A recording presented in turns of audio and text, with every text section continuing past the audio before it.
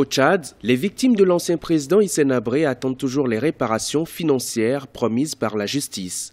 Le 25 mars 2015, la Cour criminelle de N'Djamena a prononcé des condamnations à l'encontre d'une vingtaine d'agents de l'ex-régime. D'après la décision de la Cour, les sentences assorties de 114 millions d'euros de dommages et intérêts aux victimes sont à acquitter à parts égales entre les condamnés et l'État tchadien. Mais plus de 2 ans après, rien n'est toujours fait et les organisations des victimes perdent patience. Un manque de volonté de l'État tchadien de faire, n'est-ce pas, de rendre le droit, de rendre la dignité à ces victimes qui ont souffert de la barbarie. Ça, je m'en cache pas, je suis très révolté et je suis très peiné de croire que mon État, n'est-ce pas, mon gouvernement me traite ou traite les victimes de cette sorte. Ce n'est pas une question d'argent, en fait, dans un premier temps.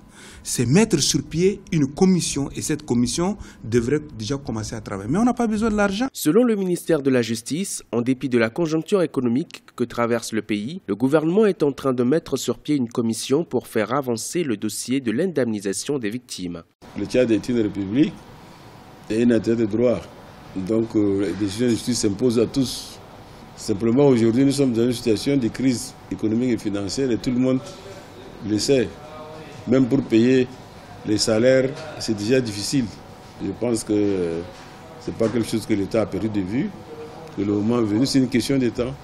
Aujourd'hui, les circonstances ne le permettent pas. Demain, lorsque les circonstances le permettront, il va de soi qu'ils vont rentrer dans leurs droits. Par ailleurs, rappelons que plusieurs associations de victimes de l'ancien président tchadien ont appelé le rapporteur spécial des Nations Unies sur la promotion de la justice d'intervenir auprès des autorités tchadiennes pour que la décision judiciaire rendue par la Cour criminelle de N'Djamena en faveur des victimes soit appliquée.